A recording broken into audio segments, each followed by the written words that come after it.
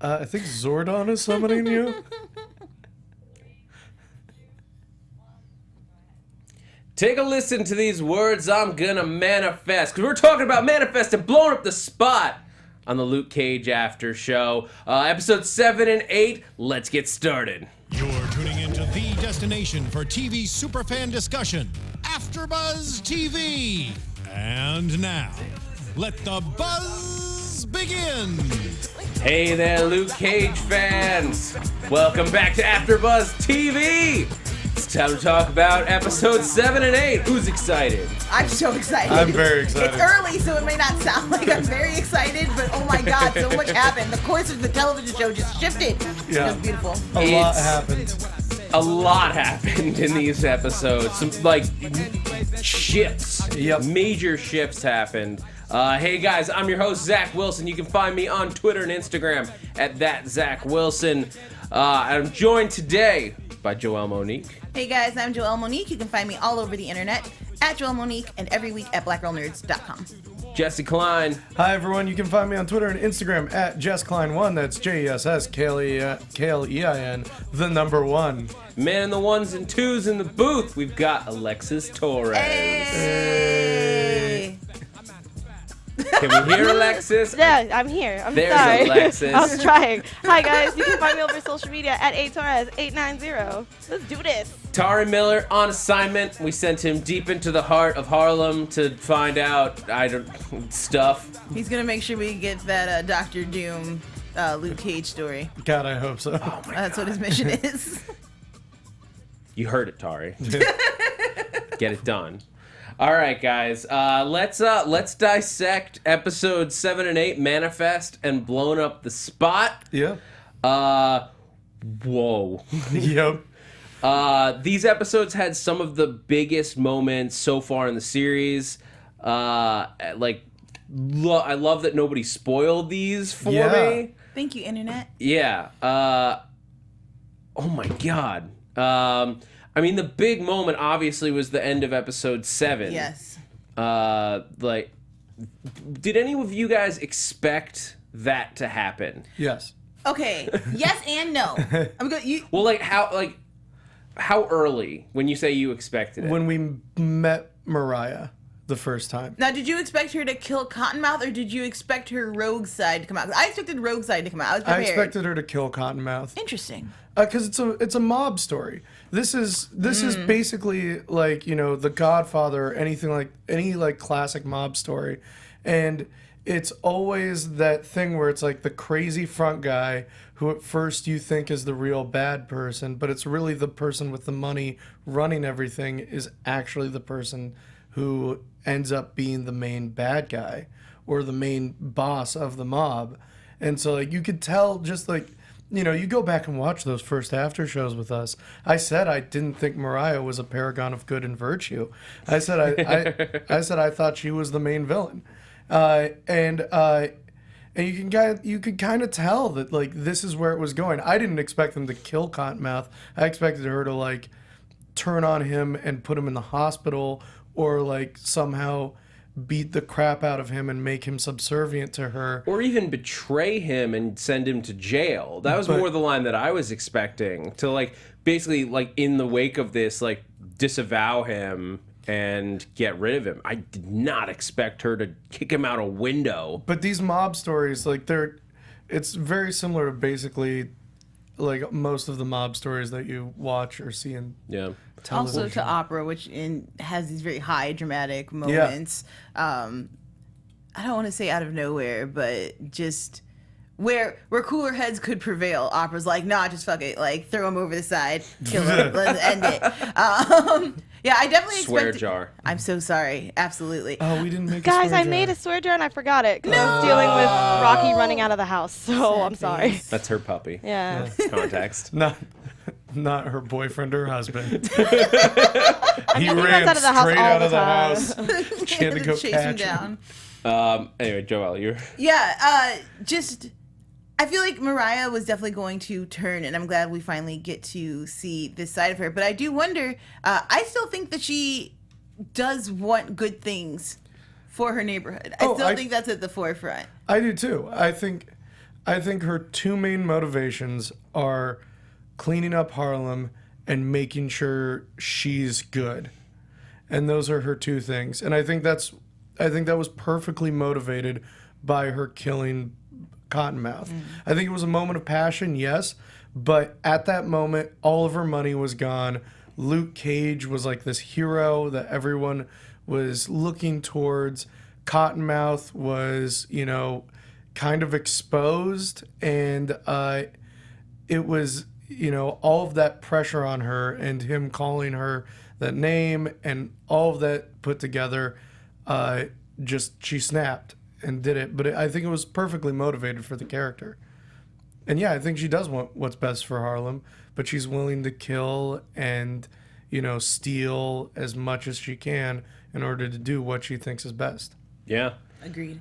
I imagine she had thought about killing him already, like earlier in the day. Yeah. She's like, what if I just killed his ass? And then it's when all it took was him bringing up the past. Yeah. Her horrible past and like that accusation. So you guys think at one point she was meditating this? I didn't think that of at all. I think she like thought about it, but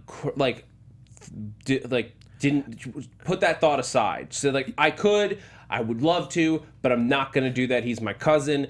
But in that moment, it was more of a like, screw it, I'm doing it, as opposed to a just like, I'm mad at you for saying this thing, so I'm going to kill you. Yeah, I think like, because she's very practical, she was like, things would, like, it wasn't even like something that she was like, I should kill him. It was more like, things would be so much easier if I killed him. And then she kept on like in the way that most people think about killing their family. Like I feel like it's very passive. Like, oh my god, I would kill you. Like, and then I would not have issues anymore.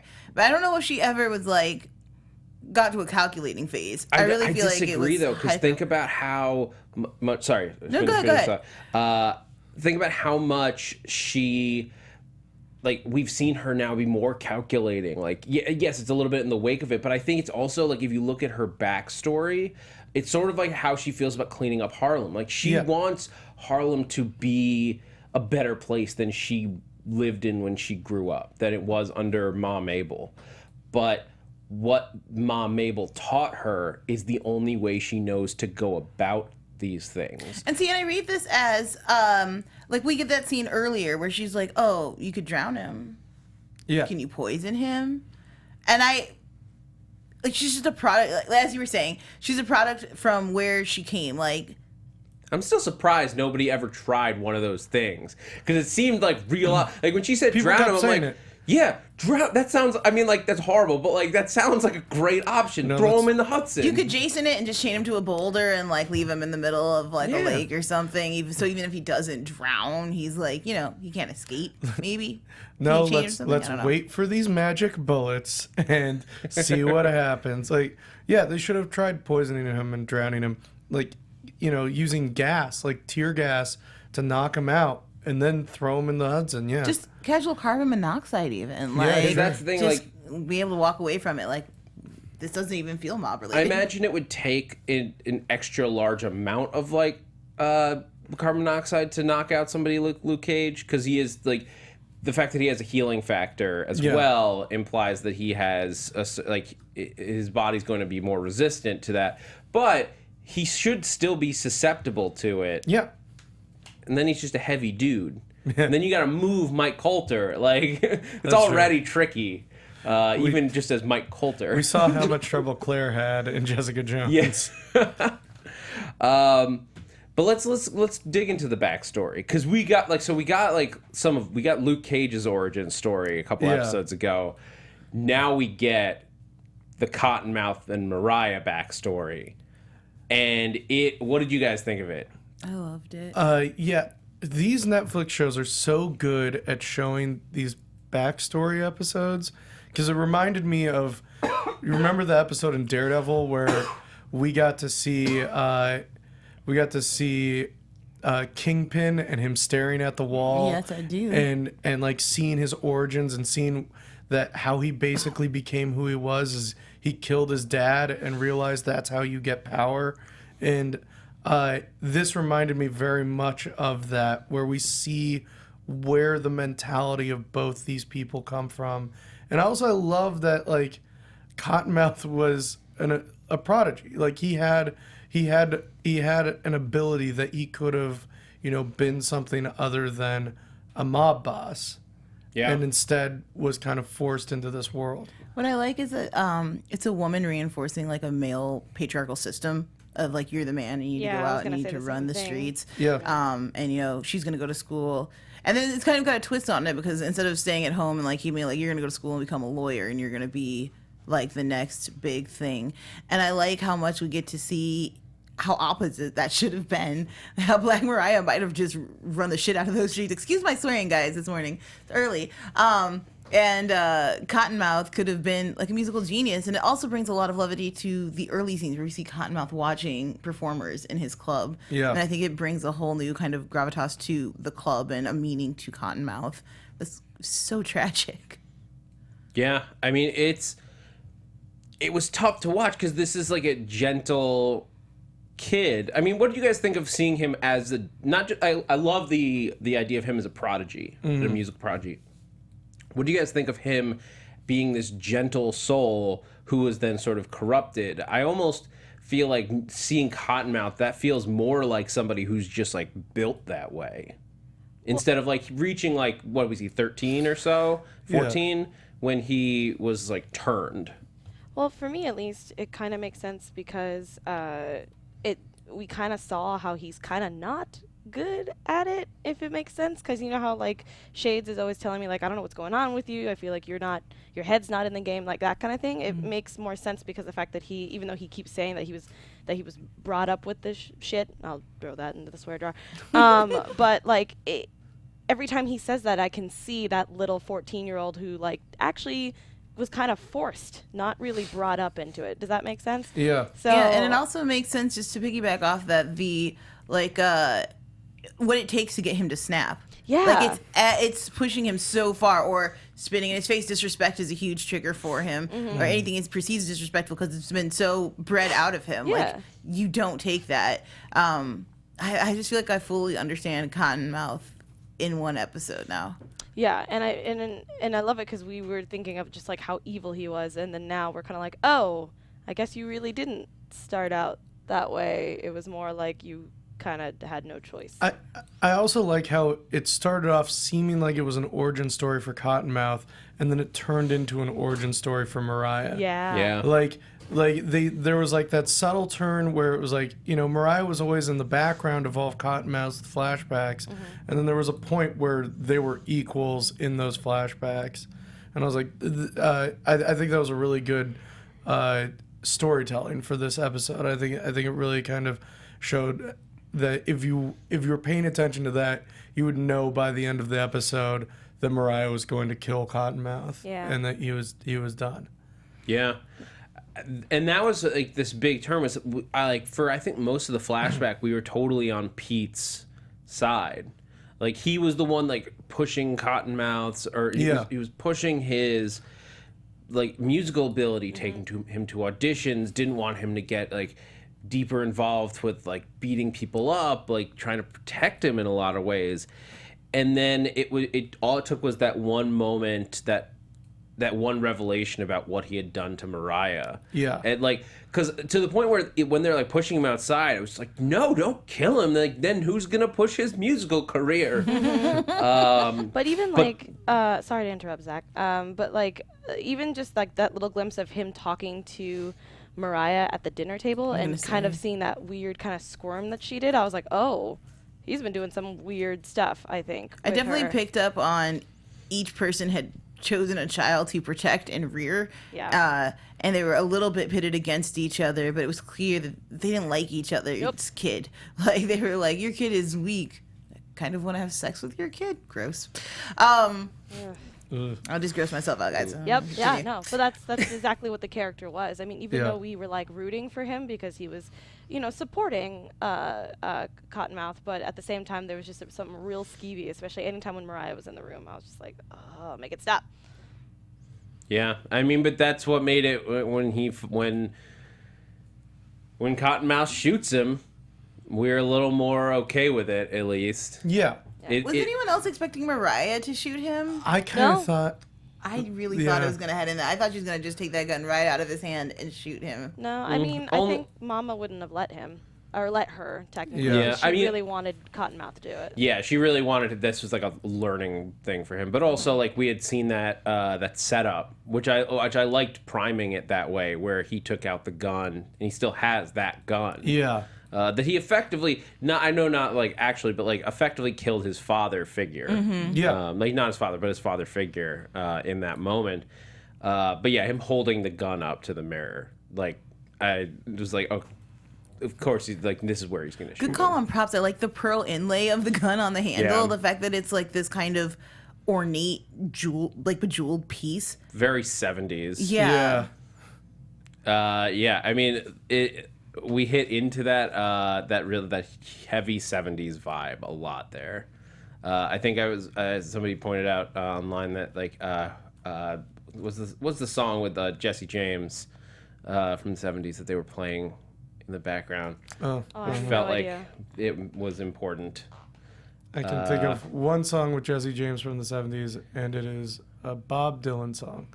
So I don't think that's the one. No, it was I'm Bad Like Jesse James, John Lee Hooker. Gotcha, yeah.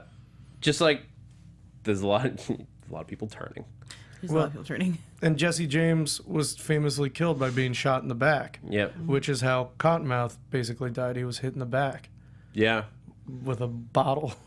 Can we talk about how, like, the sound effect of the bottle hitting the back of his head? I was like, whoa. Yeah. That was nuts. And it wasn't that like TV style like bottle, like because in TV you expect like the bottle to hit and then it shatters, breaks, yeah. and then he's like, oh, that kind of hurt, but it shattered, so like it didn't have as much impact. Like, no, wine bottles are hard to break. Yeah. It reminded me of Pan's Labyrinth. Oh god. Oh, God. Oh Jesus. Why? Why? But that accusation of that like she wanted it. Yeah. Well, first of all, it's a horrifying thing to say to a victim, but just like that was it. That was all it took for her to go over the edge. Really both victims. And while what Cottonmouth's saying is atrocious, what Mariah was saying to him was equally as terrible. Like this fact, like this idea that like this is where you always belonged, and the idea that like your whole life essentially no one wanted you. Like you were nothing, and you're only where you are because of me, which is clearly not true. Like he's done so much. Like it sucks to see family go this hard at each other, especially knowing how much they love each other. Like I was like thinking of my first cousins, and I was like, no, don't fight. I really like you guys. You could do a lot together. And then he said the wrong thing, and I don't blame her for snapping. I thought the window was gonna be it when she went down the stairs and grabbed the microphone stand and was just like, nope, done. I was shocked. No, like I said, I need to stop watching these episodes at work. But I was on my lunch break, and I was like, I'm gonna watch one episode and see how I feel, because I was like, it's probably not gonna be that bad. But I thought that like he fell out the window and that was it. But as soon as he started to crawl, I was like, no, Mariah, no. And then like you can kind of like you can't really hear her words, and everything was like, no, he's gonna die. And as soon as she picked up that microphone, I was like, I had to like minimize my window, and all you hear is the noises, and I was like, I can't do this. It was a great scene. It was. It was really good. But of course, let's go back to our boy Luke. Oh, yeah. Hey, Luke. Because he's important to the show. Yeah, you know. What's his name on this? I love so like in the last episode where it closed off, because episode 6, like when we all stopped there, it felt like it was like like it could have been the close of a short season. Yeah. And then so we picked up in this episode, and it did really feel like this was like a new arc, like almost like volume 2 in a way, even though I know it's season 1 still. Yeah. But because like.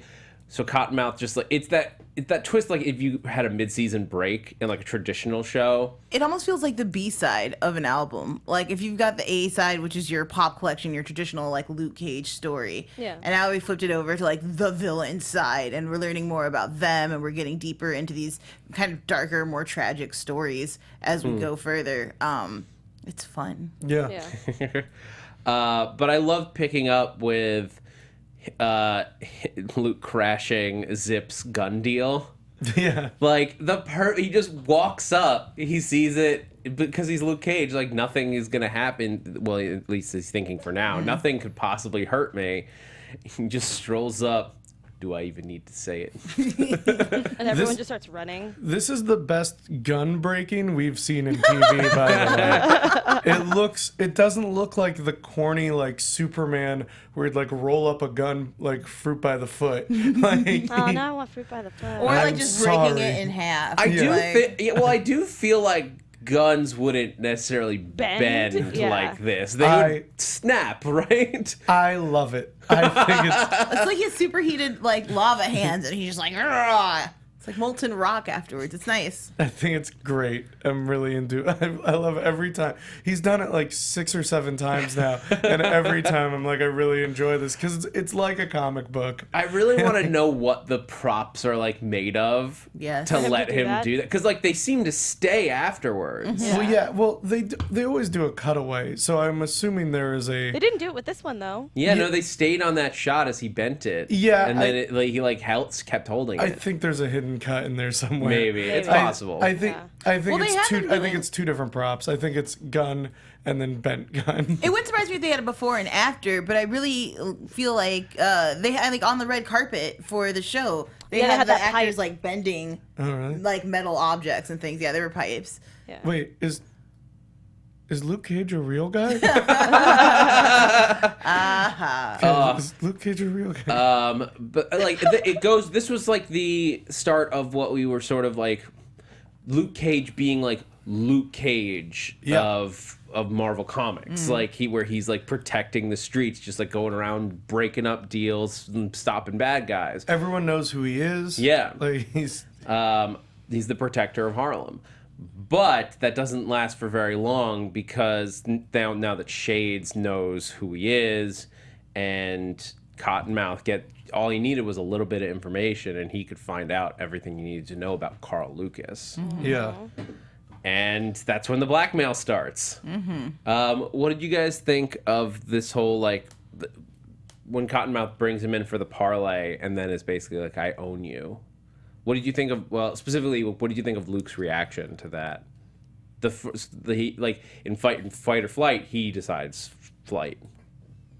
I think to me it seemed like the right thing for Luke Cage to do, just because like he's been Luke Cage, like he's created this persona to protect him and to also protect other people.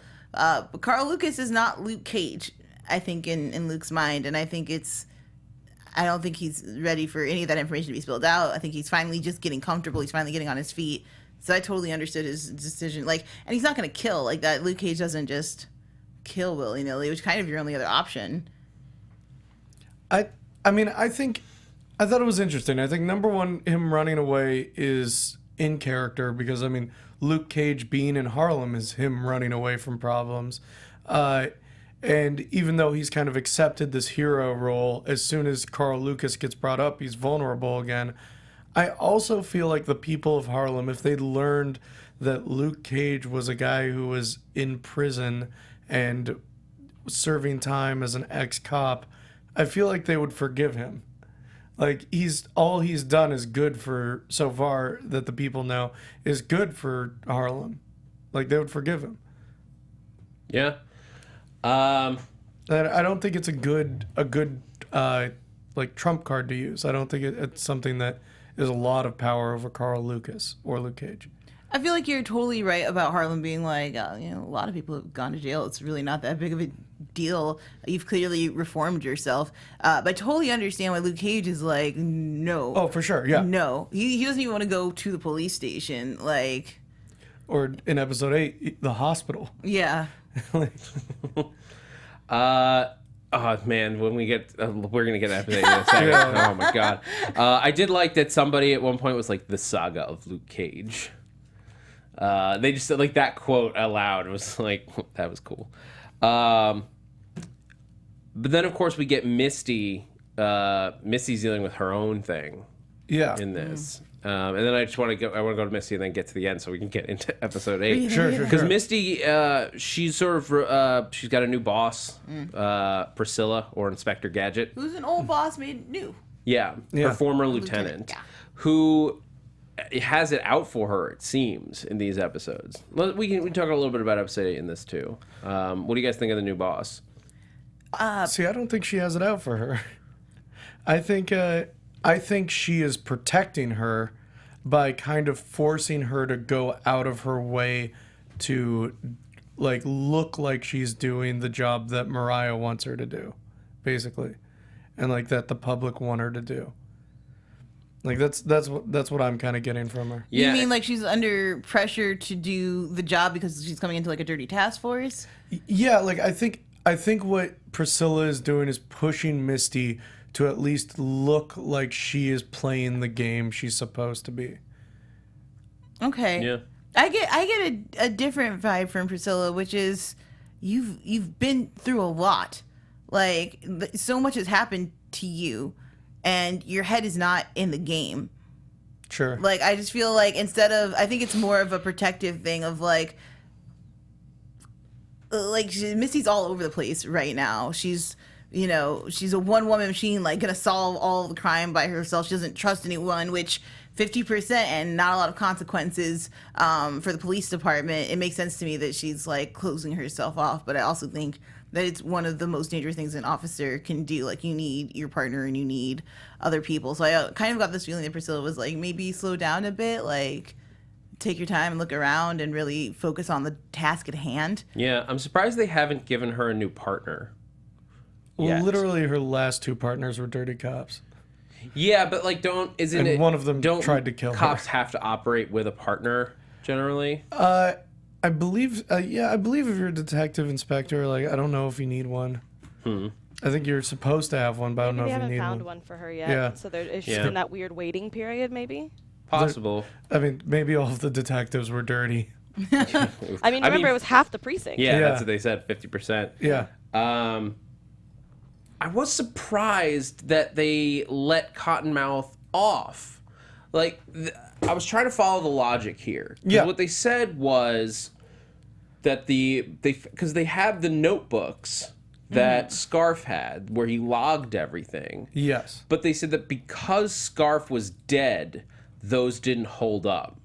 Yeah. Evidence-wise, I feel like that's more than enough for like that booklet, which like, obviously Scarf didn't have time to doctor. They found it in his apartment. The guy was clearly shot over some things, like with his own gun. Yeah. So that seems like more than enough for at least a grand jury. But didn't either at the beginning of at the end of episode 6 or beginning of episode 7, they said something like Scarf's dirty and he's our only witness, and all we have are like, it's not a video confession, which is really great for juries. It's like just written. So I think there's a connotation that perhaps he could have like doctored it previously in order to cover himself and have a clear name. But like it's hard to trust a dirty cop. But you're not trying to get a jury right now. You're just trying to keep him arrested. Yeah. And I feel like that is enough evidence to have someone in jail at least Because until trial. a grand jury's only job is not to decide whether he's innocent or guilty, but just to determine whether there is enough evidence to warrant a trial. Yeah. Or if it's just like, no, obviously there's like you have nothing going on here. Doesn't Cottonmouth have a line where he says, "You thought I just owned like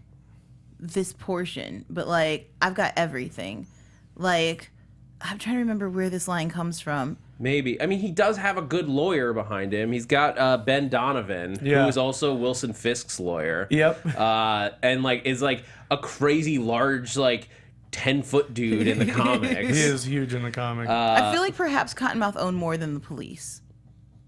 I feel like he maybe had like ties like judges and things, and if you have Maybe. judges on the payroll, it'd Yeah. be really easy to That's get you true, out. and That's that's true. fair. I mean, if you had 50% of the precinct, like, there's no way you don't just be like, you know what, I'm gonna get some corrupt officials on my side, but I'm stopping at the cops. I don't That's need it. nobody on the court side. I'm willing to grant that. It was but they kept saying, like, they brought it up multiple times, the whole thing that like his evidence didn't stand because he was dead, and that just rang so not real to me. I said last episode that it's when the former boss lady who's now sacked came out And she was like, oh, there's just like not a lot we can do. And I was like, those guys in the room are sketchy. And the way they had that shot where we were seeing them through like 3 separate frames and there was so much separation between Misty and the guys behind the curtain. There's a lot of shady business going down. Yeah. And I hope Luke gets into some political intrigue, like more as Mariah rises. I think that's going to be fun. Yeah, it especially was just like because I think it was framed against the manhunt for Luke Cage because like they in episode 8 decided to frame him for it. Yeah, you just can't stop getting framed for stuff. Like I think he has one of those faces where he's like, they're like, you look like you're probably a kind person. Framed for murder. You're large and dark. Framed for murder. That too, I guess. Yeah. I agree with Joel. Hey! He's a prime. He's definitely would be intimidating if you just think like bland juries, you know? Like if you bring him in like chains and a jumpsuit. Yep, that's it. You're like, oh yeah, he's going to jail. Guilty. Done. Moving on. Yeah. Thank you, society, for painting these biases that we all live in and can't escape. What do you guys think of Priscilla's assertion that Luke has to be like the primary suspect because he's like the key link? I think that's basic cop Yeah. demeanor. Like all signs point to him, and we haven't ruled him out. So at this point, main suspect. And in episode 8, we see that Misty is kind of being a bad cop because of it. I mean, even though it's a made-up story that Luke killed Cottonmouth, the waitress points out that, like, she knows that Misty ended up hooking up with Luke Cage that night at the bar. And because of that, Misty is not bringing Luke in as, like, persistently as we've seen how Misty is. But, okay, let's also remember that Misty was at Pop's funeral. And she saw the reaction of Harlem to him. And, like, what kind of guy goes around just killing people and having buildings blown up? And Missy's been number 1 on his ass for a while, swear jar. She's been, following him around. She's been telling him, like, you need to not show up to Pop's funeral. You need to not get involved with things. You need to stop before more people get hurt. So I think that Misty maybe has gotten to a point where she's just like, I don't think this is our guy. Like, I just feel like she's done.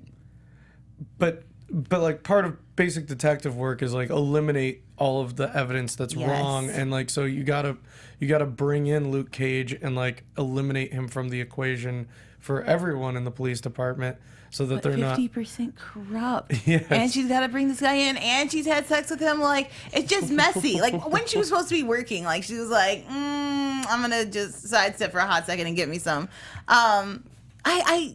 Yes, it definitely looks like from the outside in like bad police work. And I get for sure, why her captain is like, we need to correct this. But I totally understand when Misty's like, I need to focus my energy elsewhere. Like someone killed my partner, and I had him, I cuffed him, and then the system let him walk. And she's already been having issues with the system. We've seen this, Yeah, it's definitely leading for her to be a private detective. Yeah, right? It definitely, and I think that it's like partially because of Heroes for hire.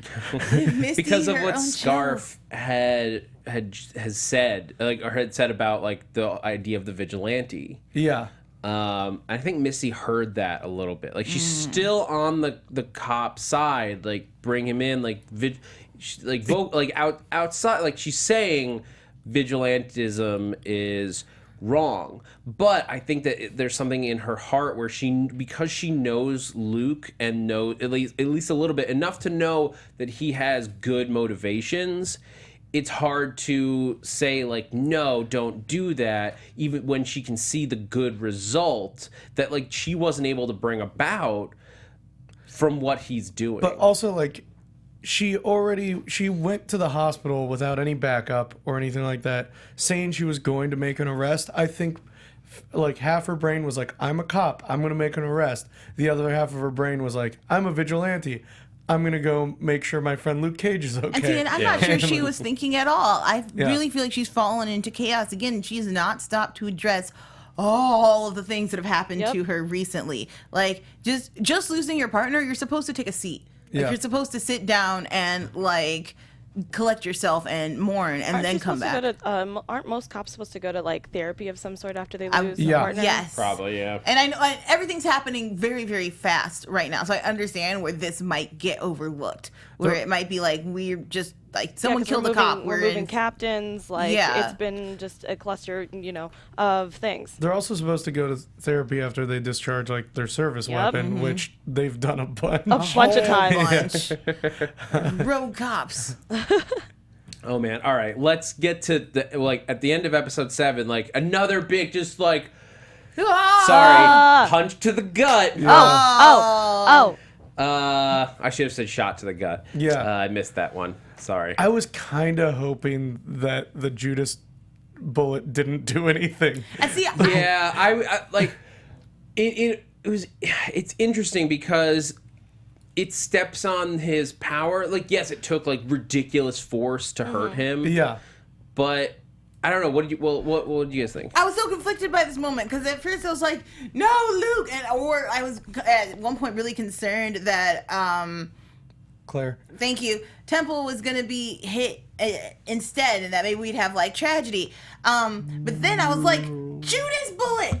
It was so cool. Like it's so badass. Like I don't want to see anything bad happen to Luke, but oh my god! But Like, no, technically, Joelle, you did say that you wanted to see him get hurt eventually, you know what? and you got it next episode. I did. It's gonna be. Oh Your my god! fault. It's all Joelle's fault.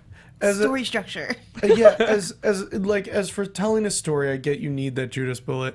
I thought it would have been funny that they've been building up this bullet for episodes, and like this is the one that'll hurt him, and they do it, and like it just drills into a nub, basically in his chest. Who is that? Who's shooting at me?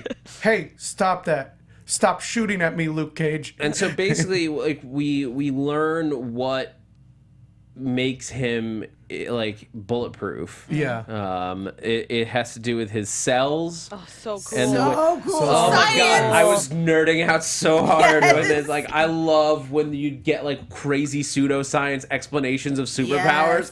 It's so dumb, but I can't help it. No, I literally had a moment of like Breaking Bad. I was like, yeah, science, bitch. Like, it was awesome. When Claire was like, your soft tissue is also high tensile, So and like, crazy. and I was like, I don't understand how his body works. Then his body does not make sense to me if his soft tissue also is bulletproof. But that's the thing, is that like like what they explain is that his cells are like the way that cells sort of like can separate. Yeah. They just spring back. These are elastic. So that's what it is. Like, that's why he's still able to like move. Like Yeah. seashells, guys, because science is so cool. So crazy to me. I love how she used the when he was like English, and like she's like, they're like Legos, like they just kind of just fit into place. I was like, Yeah. that's so cool.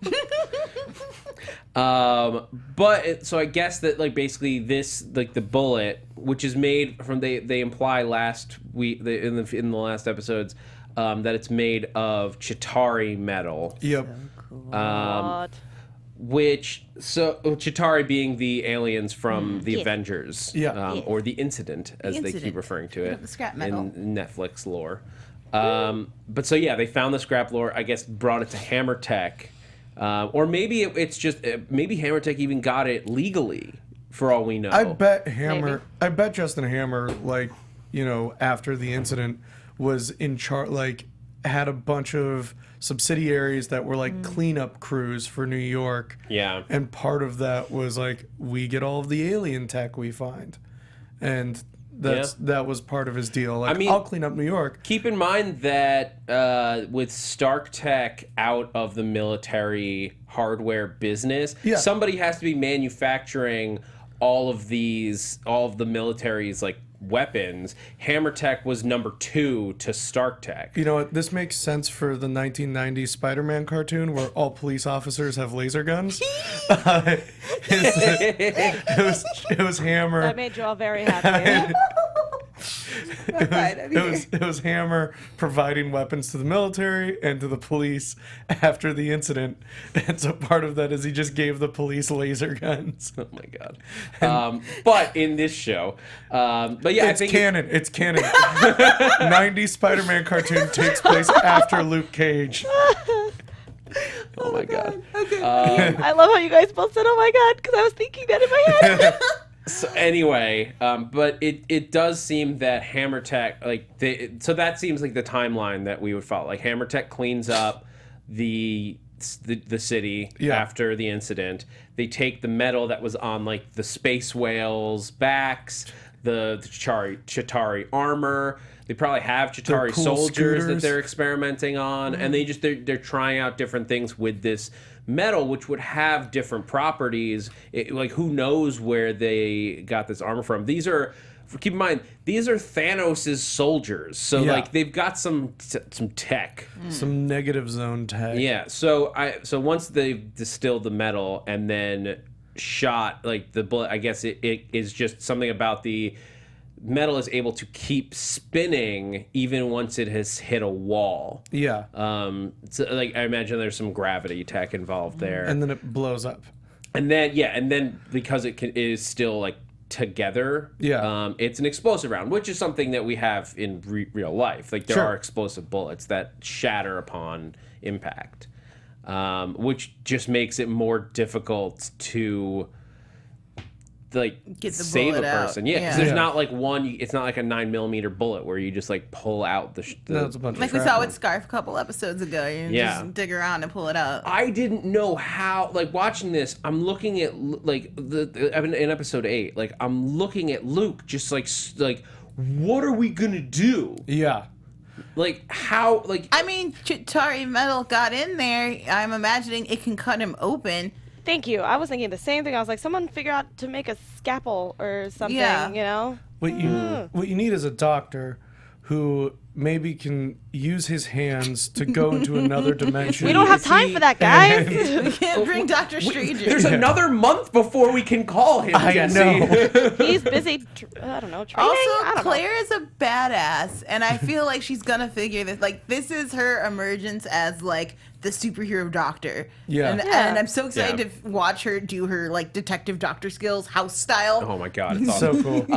I want to clarify for people who maybe missed our last podcast where we explained what we were just hinting at. Oh, yeah. In the comics, when Luke Cage has internal injuries, because normal surgeons cannot, obviously, as Claire's trying to get the scalpel, and even Luke with his strength is trying to get the scalpel in, there's nothing you can do. So the only person who can perform surgery on Luke Cage is Doctor Strange, because he can just cast a spell and put like magic scalpels inside him that don't have to break the skin. Doctor Strange has not hit theaters yet, so we can't go to Mr. Cumberbatch for Is help. Doctor Strange like the Surgeon General of the Avengers? Is he like making all the final decisions on every surgery? When you smoke super cigarettes, there's a Doctor Strange warning on it. Like may cause cancer or your brain to turn into a dimensional rift. He's not the Surgeon General. I believe his title is Surgeon Supreme. Yeah, there you go. Jokes. Man, I must be hungry because that sounded really good to eat. What?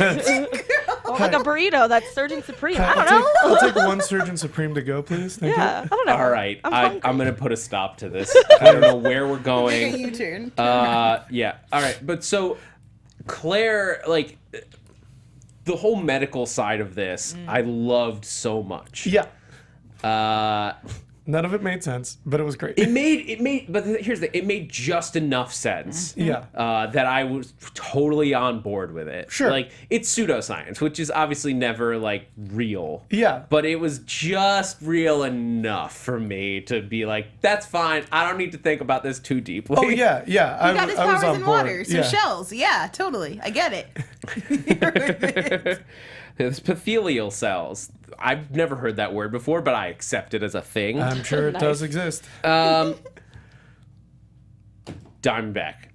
Whoop whoop. You guys. Willis Stryker. My theory went out the window on that one. Yeah. So we got like everything that built up to that was between Mariah and Shades basically taking on this sort of like in charge mode, but like Shades has this way about him where he is like, yeah, no, you're totally in charge. I'm just making all the decisions here, but you're totally in charge. Shades has a plan. Shades is lining things up to make things good for Shades, and I really feel like he enjoys being a second, which is one of my favorite character traits that we don't often get done well. Like a lot of times they're like, oh, it's like no, like supporting Wesley. someone who is great is amazing. Yeah. And watching Shades just kind of fall in love with Mariah and be like, oh no, you got this. Like, look at you. I was like, oh my God, this is amazing. I love their relationship. The actor playing Shades is killing it because it's a really Yes. weird and strange line that he has to play where it's like he has ambition, but his ambition is to be the best at being the second best, which is But it makes sense so that he doesn't nothing really falls back on him because Yeah. he's just the guy in the background. the Dick Cheney. He's the Yeah. devil on your shoulder, but Yeah. because he's the one on the shoulder, he's not the one carrying anything out. Nope. He manages to keep himself completely In the separated from it. And here's the thing, he's the guy who realizes that, like, Hollywood is run by the assistants. Like, he's the one who knows that, like, the CEO isn't the one who runs everything. Tony Stark isn't the one who runs everything. It's Pepper Potts who runs everything. Like, the assistant is the one who truly has the power because they're the ones that actually carry things out. Without them, nothing actually gets done. and at the same time he is extremely intimidating. Like every time he like takes off his sunglasses and stares someone down, and then like just says like 2 words to him, he's like, "Okay, I believe you," and then puts them back on. Like it's like this guy's an intimidating guy. And he's so shadowy. Yeah. Like when he slips into Mariah's house and you're just like, how are you Yeah, in I here? was like, what? Are you a ninja too? Like, I don't understand how would this not works. He just surprise me. emerges from the darkness and then, like, says his piece and then just goes right back. And just like supreme confidence, everything. Supreme. Like everything. Listen, Sorcerer Supreme Confidence. Or, Nope. Zach's just like, I'm not with this. Stop. yeah, I think I think that actor's murdering it. He's doing a great job. And seeing him interact with Mariah, where Mariah like this is the first time she's ever killed someone, and like isn't exactly sure who she is, and Shades just is a kingmaker. He wants her to be the king. He's like, yeah, okay, here's what we're going to do. We have to have a good alibi. We have to clean up. We have to make sure. What did you use? Like, he makes her the new king, and it's great to see. And I Yeah. love how he's, like, very intuitive. He's like, okay, did you forget anything? Is there anything missing? She's like, I did hit him with a wine bottle or a bottle.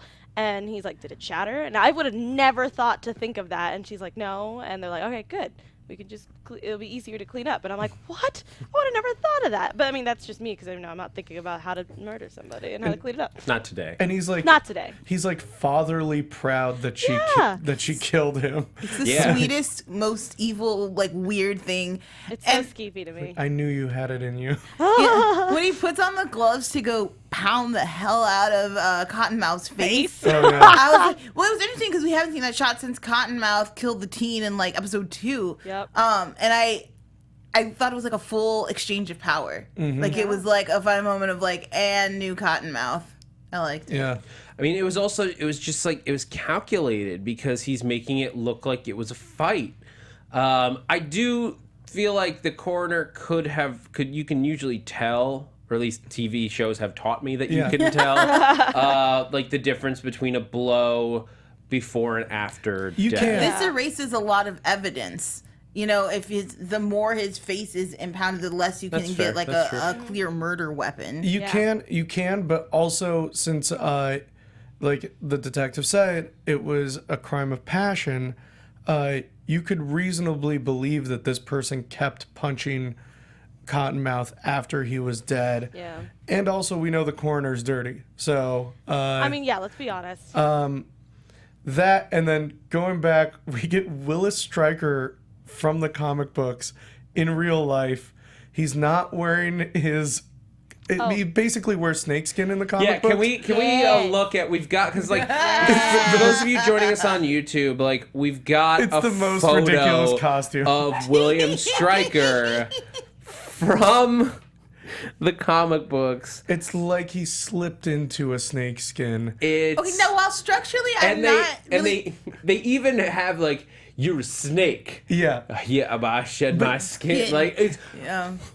But okay, wait. Just talking about this costume. Yeah. While structurally it's a little ridiculous to have this big like mega turtleneck to like a high collar thing in the back. Yeah. I like the coloring and the scaling, which I feel like is a thing a lot of Snake comic things get so wrong. Yeah. So like a quarter of it. It's working for me. I'll take it. In comic book form, this like weird cobra looking works. thing, like it totally makes sense. It works, especially because this is a character. Remember, like this shot is from the 70s. Yeah. Like this was, I think he was, I think Diamondback appeared in like Luke Cage Hero for Hire, like #1. Something like that. Like yeah, not sure. the first ever appearance of Luke Cage, but Luke Cage's first like solo book.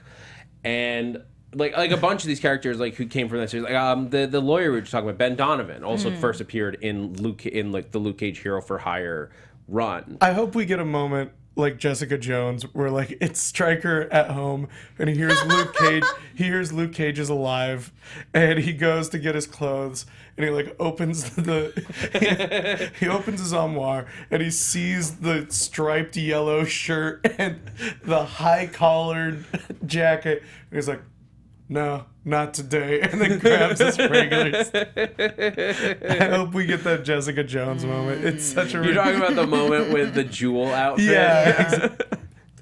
I mean, we already had that from Luke, though. Yeah. That Oh would be my God. amazing. Oh god, it was ridiculous. But so like Diamondback had a whole like his whole plan, like he had it out for Luke. Like one, it was surprising that was him. Yeah. Like going to take him out. Like he like at first I'm like, oh, wow, that's like he's like this guy gets like down and dirty, like he does his own dirty work, and then it turns out that it's like ridiculously personal. Yeah. His brother. Yeah, they're brothers. Which to me, as we were saying a little before we started the show, I was like weirded out that was a revelation, because I was like, oh, of course you guys are brothers, right? Because like he said my daddy's a preacher, and Luke said that exact line earlier. Now Luke wasn't there for it. This was a shock for him, but I didn't pick up on that. Like you're right, that was in there. Like Yeah. they gave you the hint. I missed it the first time through at least. okay, I respect it. I like this direction because it changes the entire court. Like this is a new Luke Cage now. Like Yeah. they put their thumbprint on Luke Cage by making his brother Diamondback and a villain, as opposed to who kind of had like they just had familial disputes in the past. Like I mean, it's a big one. He lied about Luke's father being dead and separated their relationship after Luke goes to jail in the comics. That's how their relationship works out there. But to have him be vengeful and coming back and the one to want to actually pull the trigger, and the fact that he's enjoying the hunt, like he blew up an ambulance, like he is ready. There is no question in his motives. It's an amazingly cool storyline. I think it's going to be heartbreaking, and it really makes a difficult dilemma for Luke, who doesn't really enjoy killing. I don't think we've seen him kill anyone, right? No, he doesn't want to kill anyone. He's like Daredevil. Okay. So what do you do? Just puts people through, like, Yeah. it doesn't kill people, but we'll take a guy and put him in the ceiling. And what they've implied about these two and their backstory is basically like what they imply by the fact that he's brother. I'm assuming half brother. Is that Luke's father had like a side Extramarital piece, affair. had a baby. Could have been nicer about that. You could have just said, like, another woman. Or... Another woman. I don't know. We don't know how long it went on. Okay, yeah. So anyway, he had another son with like a lover. Yeah.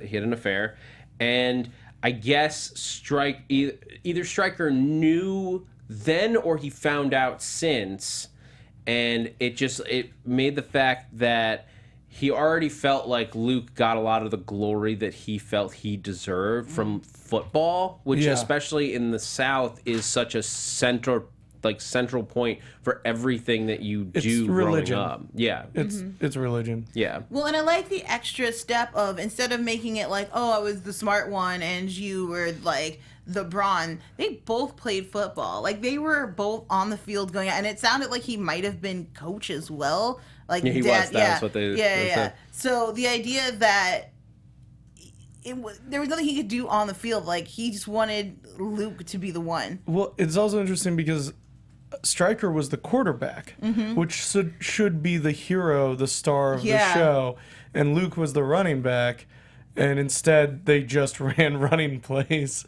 and didn't let the quarterback do his thing, which is interesting. It paints a very specific picture, Yeah. which I like, and it goes against a lot of norms in these kinds of stories. I also loved Luke shoulder tackling that column Yes. and bringing him down. Yes. Very Samson and Delilah, like as he's taking down the sure, towers. Well, It was I really love cool. the whole scene, that whole sequence. Yeah, it like was once they beautiful. break into the theater, because that is like people forget that like it's Harlem, but it's New York. Like, and there are beautiful theaters everywhere. I don't know offhand what theater exactly that wasn't was, but that is like. It was the one right next to where Batman's parents were killed. Oh God. But like, it's a gorgeous, ornate theater, which is what you find in New York, and it was just this like beautiful place to have this kind of standoff. Well, and especially to get such, I'm so sorry, it's just a really cool villain monologue that had almost no cliches in it, which is so rare for a villain monologue. Yeah. Like, they always get like their one-line zinger in or whatever. They kept this really like neat and clean, and you felt the resentment, especially in that shot as he's just standing at the edge and waiting. He did for Luke to have come in. his one-liner. Did he? Though. Did I miss it? What did he get? You really are a snake. I shed my I skin forgot that and wasn't came that back scene. stronger. Well, I was like, that monologue, I was like, this is Iago. He was saying, like, everything that's ever caused you pain, that was me. I sent you to jail. I didn't kill your wife, but I sure as hell enjoyed it.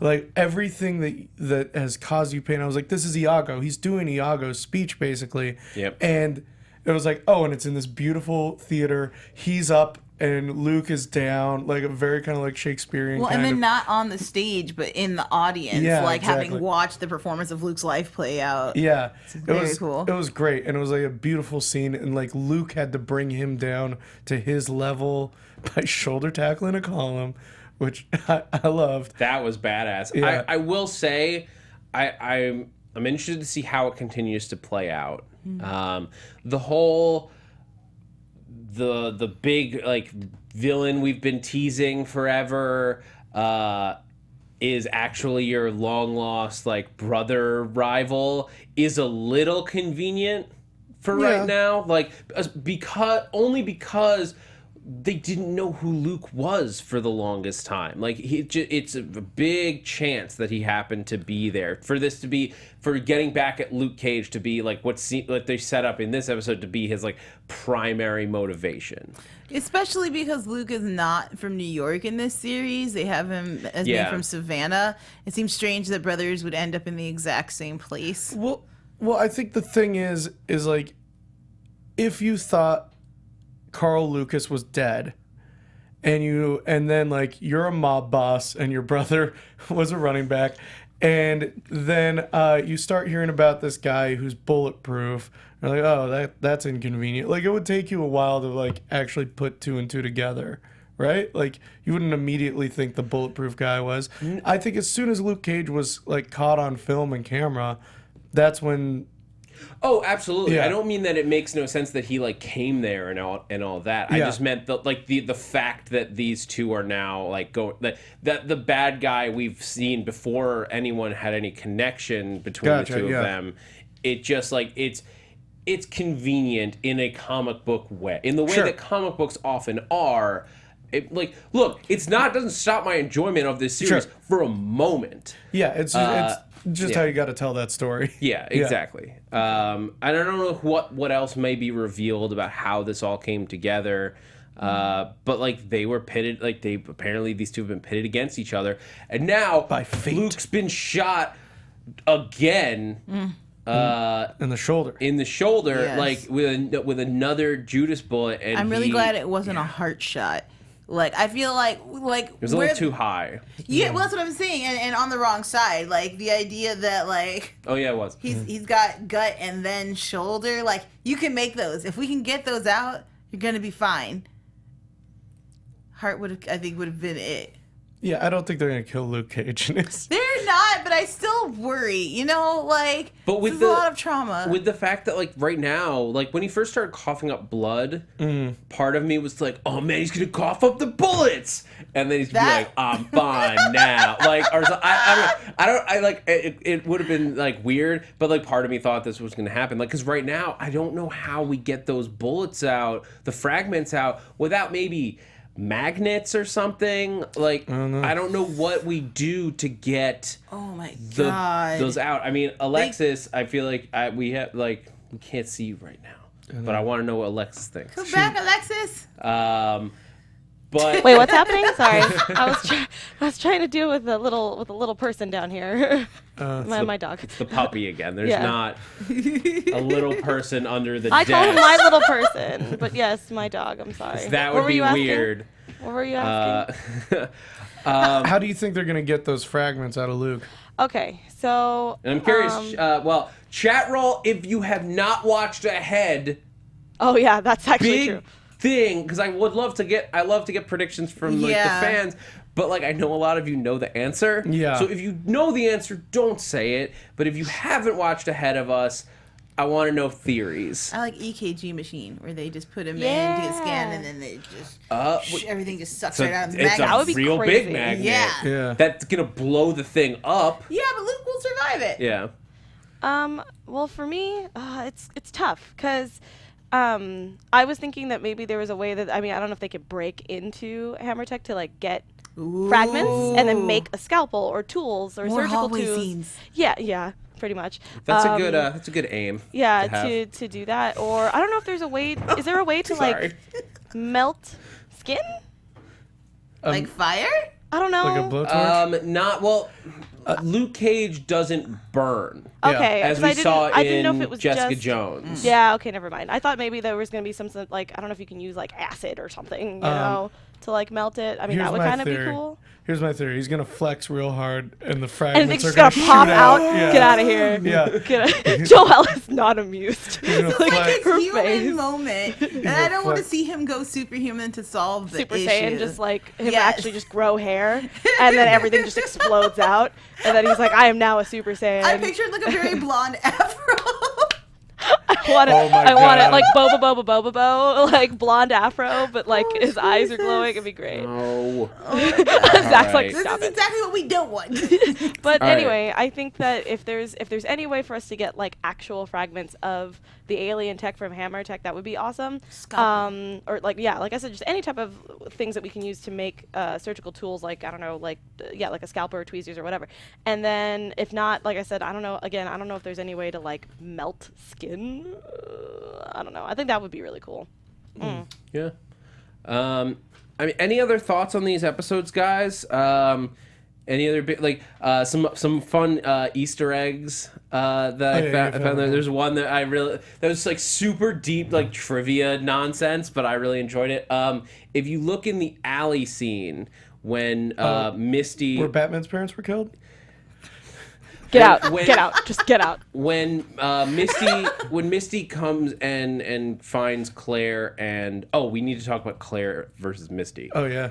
In a second, but like after like that whole thing, when Diamondback drags Misty outside, you see on the trash can it says "Timely Trash." Timely was one of Marvel Comics' former names before it was Marvel Comics. So it's just the same that you had Atlas Publishing, I think, Yeah. or not Atlas Publishing, but Atlas something was across the hall from Jessica? No, Oh, it was no, from from, Daredevil. yeah, It the was from Daredevil. the Nelson and Murdoch offices. Yeah. They're just like tossing in these like super deep cut like history references. I really appreciate it. It made me I giggle. like it. I'm glad that Misty was not taken hostage for very long. Yeah. I was like, are they gonna damsel in distress her? Because that would really bother me. I was sort of also- waiting for one of those Judas bullets to hit her hand. Oh my God. And then blow it up. We keep Her waiting for the arm. hand accident. It's like Hot Tub Time Machine, where they all know the guy's gonna lose his arm, and they keep looking for the incident to happen. That's me and Misty. Yeah, I know. Every time there's a That's circular the sign. perfect analogy for what we're doing when we watch her on Yeah. the show. When are you gonna get your golden arm? Oh my goodness. Joelle? Well, I'm glad that they did not have Misty be a damsel. I'm also glad that she seems terrified and further damaged by this, because the strong black woman stereotype could have easily flourished in this moment of like, I'm not afraid of a gun, I'm Misty Knight, I'm super strong. But instead we got to see her, have to dig really, really deep and be so strong in this moment, and that it was difficult for her to muster that. Like, if you're just gonna shoot me, just shoot me. I was like, Misty, no! Don't die. You could see her like whole life flashing before her eyes. It was a really, really intense and kind of heartbreaking scene, especially when Diamondback laughs at her, and I couldn't. It was a lot. It was really good, and even like when he hit her with the gun, I was just like, like it hurt. Like it was like one of the, like in a show where about a guy who can't be hurt. There are a lot of moments that just hurt to watch. Yeah. Yeah. I love the moment where when she brings Claire in. Yes. Because Luke gets away, but they have Claire, and Claire is just like, you know what? I don't need to deal with this. Earlier, for Luke, she's like, I have a lawyer friend, and then they interrupted, and we're like, no! Please bring the lawyer friend. We know your lawyer friend. He'd be the perfect person He's to call. great at flippy things. Could really, really help us here. And she's like, I need a lawyer, and we're like, I know one you could call. I know. He's your buddy. He'll totally come uptown, even though it's like 40 blocks. Like Foggy Nelson and will be everyone's here. acting like it's more than 40 blocks. It's like, what would it be, like 100 blocks? But like, Sure, but it's probably. still like one train ride. He will come. It will not be difficult. He could call a taxi, order an Uber. Like, Or it's just gonna make flippy it. thing from building to building and be there in like 30 minutes. You get a Why did you pig- call it flippy thing? He could get. Well, we always joke about, and so far in every Daredevil series, he does that one kick where he like spins 2 times and then kicks the guy. Yes, he Like does. in a downward motion. Yeah, it's like, like you could have just punted him, like just done a regular kick. It would have been fine. it's too cool flip though. makes You it gotta do awesome. that. Because they don't see it coming. I thought anyway. that was good. I also, again, I think Misty Knight is playing the game there, where she's trying to make it look like she's going after Luke Cage, so that her bosses think that she is doing her job. Maybe. I did not feel again that Misty had any control of herself in this situation. That's more how I felt. Like that's Okay. it's possible because she is very smart, but I'm with Joelle. I think she sort of lost control of herself, and that's why she attacked Claire. What I'm very curious about is in like how this would all play out, like in an actual like arrest and trial. Like you basically have 2 witnesses. Like Luke Cage has an alibi. He was with somebody during all that time. Yeah. And they like versus the witness Candace from the club, who was the person we met way back in episode 1. Yeah, carried the Luke champagne up for her. Well, Luke would get acquitted because his DNA is all over those scenes. Van, like, yeah. he got shot in a park. There's got to be blood in that park where he got That's a good shot, point. and there's got to be blood in that women's clinic. There's got to be blood everywhere. Like, so Well, the women's cameras clinic around is the later. park. yeah, but but like if we're establishing a timeline of where he's been, Yeah. you would know that like and they found the blood. They found the bloody gloves like in the trash at Pops. yeah. Which like I still like doesn't, with the alternate story of like a frame job, like it's so please, it's easy to break into Pops. Yeah, no, like if this went to trial, it would not hold up, because you would send someone to collect samples in that park, and then Unless the judges paid him, bought and paid for. yeah, Because like there is just enough that you could like for like papers and things. Like, no, we had a witness, we had bloody gloves, like yeah, but like if we're talking beyond reasonable doubt. With a jury, I'm saying- you wouldn't get a full Yeah. jury of people thinking that Luke was guilty, maybe. You sort of hope so. unless they're all bought and paid for. Yeah. Or unless the trial happens outside of Harlem for some reason. Oh, that's if he true. commits a crime somewhere else and they do the trial up there. Like in Harlem, like a jury of his peers would probably have him released, but somewhere else, like uptown. Yeah. Well, they're I'm sorry. Yeah. further downtown. Yeah. It would still maybe be uptown by definition, but it's hard to. There's not much more uptown than Harlem. This is true. New York talk, guys. Don't worry about it. Hey. Buffalo. It's No. not uptown. Okay. Wow. I'm a West Coast boy. I don't know. It's upstate. I grew up in the forest.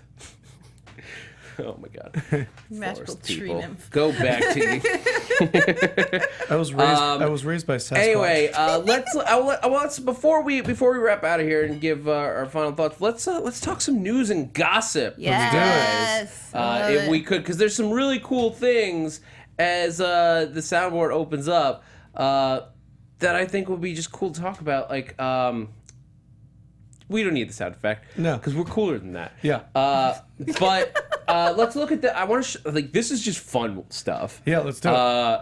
The LP is being for Luke Cage is being released. Yes, Like yes, the cool. vinyl record, and It's so beautiful. Just look at it. It's being designed by Mondo Tees, who, if you're not familiar with Mondo, they've designed some of the most amazing posters ever, like Yeah. licensed stuff.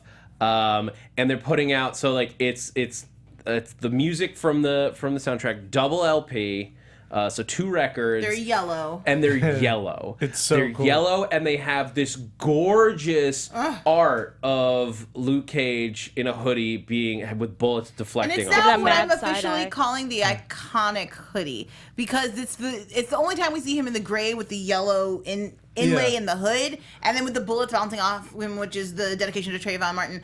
It's amazing. It's so beautiful. I must have it. Well, you beat me to the next piece of news. I'm so sorry. I news skipped got- things. But yeah, it's absolutely gorgeous. I already ordered it. If Yay. you do want it, if you're hearing this, go right now to Mondo Tees. You got it. Yeah, because they're gonna sell out. Because they are they probably will print new one, print more later. But if you want that yellow, you got to do it That now. first You edition. gotta Like get it. it's already Saturday. It went on sale yesterday. It might not be there for long. I'm just saying. Like the fact that it's still there is rare for Mondo. And then it's going to ship at the end of the month. Yeah. I'm so excited. That's awesome. Just in time for my birthday. Yay. But yeah, oh my God, they also have a Luke Cage enamel pin. What? Sorry. Oh, with the tiara, with a guys. tiara. It has Yeah. a tiara. Anyway, sorry. I apologize. Yeah. It's still available for the record. Yay! The other thing was the costume designer, Stephanie, I forget her last name right now, but she said she was speaking this week, and she said that the reason that they put Luke Cage in a hoodie, because obviously his normal costume was what we saw a few episodes ago, and even though they weren't going to do that, they could have put him in a number of things, but they In the put him in. current Power Man Iron Fist thing, it's the same. It's similar to the outfit he wore to Pop's funeral with the silk vest and things. Like he's usually in a very nice suit currently Yeah. in the iterations. Well, he's a dad. Yeah. He's got to dress like a dad. Yep. But they decided to put him in a hoodie as his costume, his regular thing, as a specific tribute to Trayvon Martin, who was famously killed because he was, quote unquote, because he was wearing a hoodie, and that made him look dangerous. The big soundbite was he was in a hoodie, which made him look like he was someone who was up to no good. Yeah. Yeah, I mean, we haven't really touched on it, but with the culture that's happening in the United States right now, there's a huge division between people because, I mean, right now there's a show about a black man who was bulletproof, and there are a lot of innocent black people being shot and killed by authority figures. And so I think this as a tribute to Trayvon Martin, I think is accurate and apt. Yeah. Yeah. I mean, the whole series, Chio Coker has talked about, before the show. I can't remember if we mentioned this on the show yet, but, think so. him just saying that they never set out to make, a Black Lives Matter show. That was never the intention. This Luke Cage has been in the pipeline for years and years. They knew as soon as they decided we're going to do these, street level New York City Netflix heroes, it was one of the obvious choices, and they were Daredevil's the first one because he's the big name that people will recognize.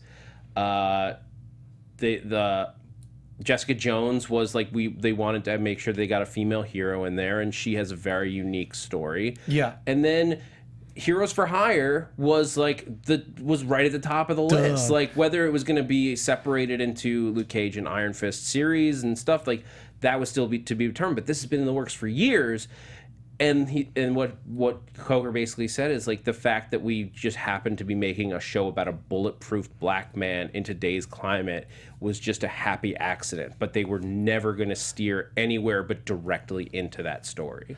Well, I think it might be a happy accident, but I also think like this is a narrative that's been in the American culture forever.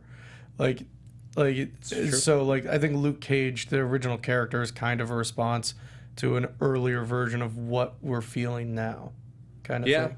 Well, later Luke Cage, like 90s Luke Cage. Yeah, 90s Luke Cage. 90s Luke Cage is definitely a cultural response. I mean, the original iteration, like the idea of Luke Cage initially was more of a like, hey, blaxploitation films are big right now. Yeah.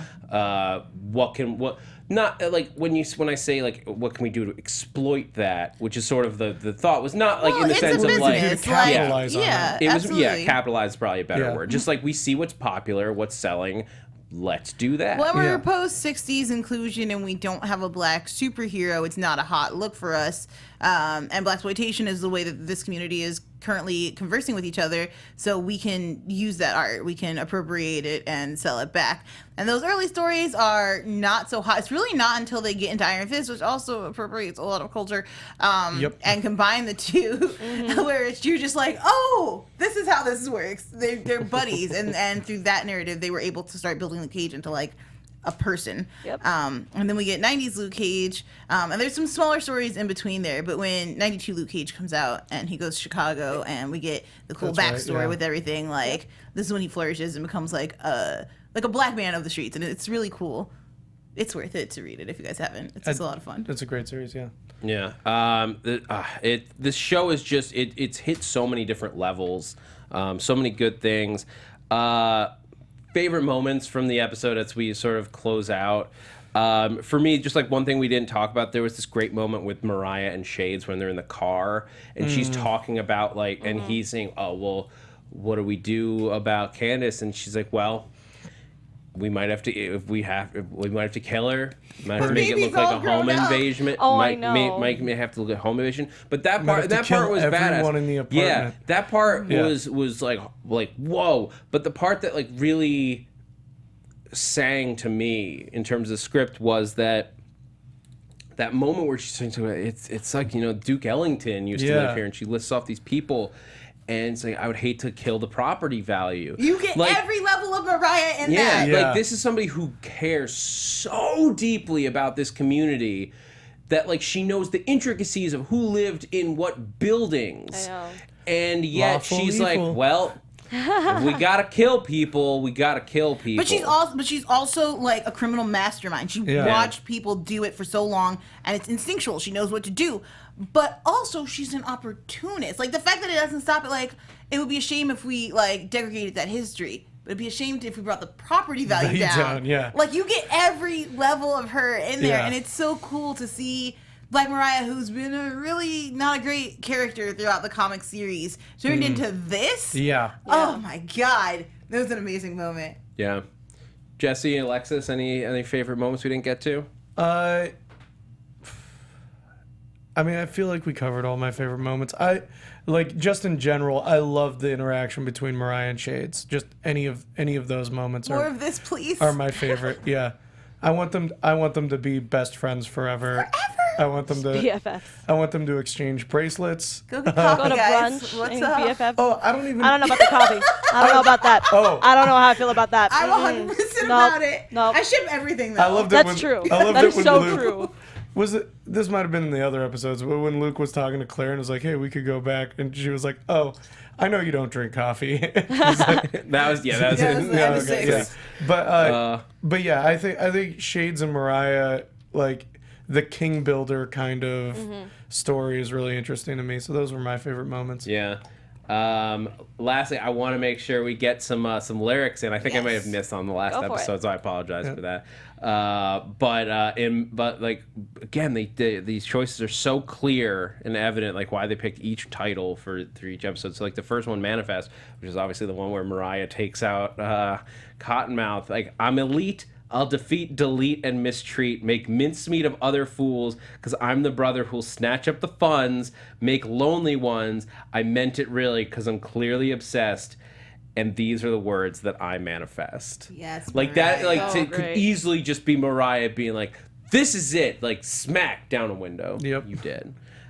You did. You did. And then Blowin Up the Spot was episode 8, and. Oh man, I hadn't highlighted what I highlighted. Literally, I got some brand new Tims, so MCs sing new hymns. You better repent, come correct, represent, or get stomped, smacked, slapped, cat peeled back. I got you open, and now you cling to my sack.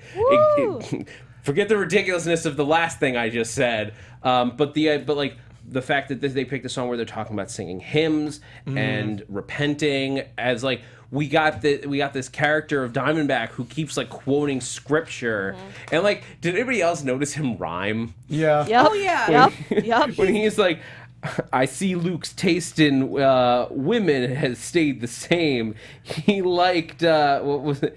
He likes frizzy hair and a tight frame. Frame, At yes. first, I genuinely thought for a moment that this guy was gonna talk and rhyme. We're would've gonna get an That would have been Etrigan so moment. weird for me. This is pure blaxploitation moments of like Yeah. the No, like, for rhyming real. villain. Yeah. Which again, every time we get these just a little taste of it, it's so gratifying to watch awesome. it in a modern setting, and it's a lot of fun. There's a couple of things I know we're not gonna get, but I wish we could get. Like, I really wanted to see when and how Cottonmouth developed that laugh.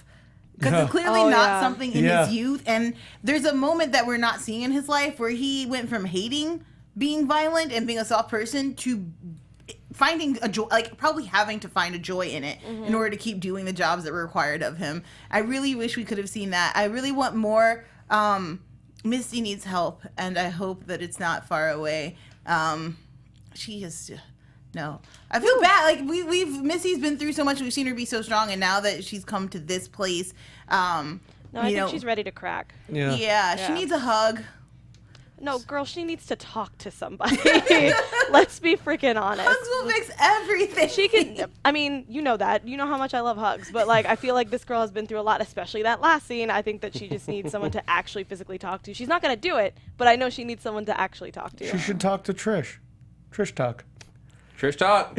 All right. Thank you guys for listening to us talk over here at AfterBuzz TV. Thank you guys so much for joining us. Those of you who joined us live in the chat roll, we appreciate it. If you are joining us live, we'll be back in 2 hours at about, I'll say like 1:20, 1:25.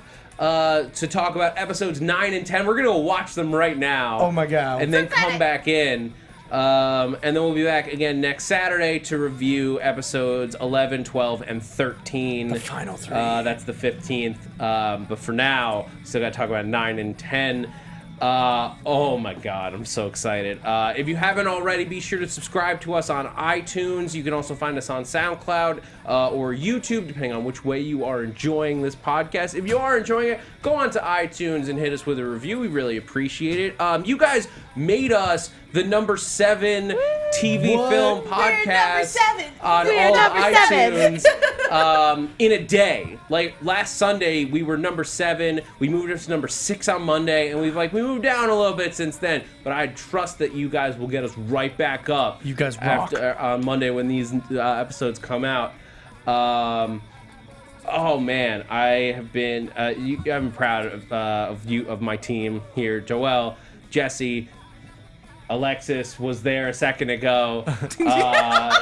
Tari, we looked up Tari. at Alexis's camera and then she had gone to fix empty. a problem. I'm sorry, there was someone at the door. I was thanking you. Oh, hi. But yeah, we'll be back soon. I've been your host, Zach Wilson. You can find me on Twitter, Instagram at @ZachWilson. Hi guys, I'm Joelle Monique. You can find me everywhere on the internet at Joelle Monique and every week at blackgirlnerds.com. Go to nerdsofcolor.org to check my review of Birth of a Nation. Ooh. I am Jess Klein 1. You can find me everywhere at Jess Klein 1, JSSKLEIN, the number 1. On Wednesday the 19th, my sketch team Haymaker has its 1-year anniversary. Woo! If you have seen a Haymaker show, you know it's going to be insane. It's going to be crazy. We might burn the theater down. It's at the Pack Theater in Los Angeles. You can go see it there. Yeah, don't do that. A couple days ago, I did Aristocrits at Jash Play. That's where I went and played Dungeons and Dragons for 3 hours with some comedian friends of mine. It was a lot of fun. It should come out anytime on YouTube. It's a lot of fun. That's all you can see me at for now. All right. I'm Alexis Torres. You can find me all over social media as atorres890. I'm actually going to be starting probably after Luke Cage on my Saturdays, if you like seeing this face. I'm going to start actually doing Twitch streams of video games that I'm doing. Yeah. Just because I miss it, because I'll be getting my Saturdays back mostly. You know, even though I love hanging out with these awesome people, I also want to play video games on Saturday mornings. Sure. So definitely check that out. It's going to be twitch.com/atorres890. Go check it out. Great. All right, guys. Thank you so much for joining us at AfterBuzz TV for the Luke Cage After Show. Thanks for geeking out with us. From executive producers Maria Menounos, Kevin Undergaro, Phil Svitek, and the entire AfterBuzz TV staff, we would like to thank you for listening to the AfterBuzz TV network. To watch or listen to other after shows and post comments or questions, be sure to visit AfterBuzzTV.com. I'm Sir Richard Wentworth, and this has been a presentation of AfterBuzz TV. Sweet Christmas! The views expressed herein are those of the hosts only and do not necessarily reflect the views of AfterBuzz TV or its owners or principals.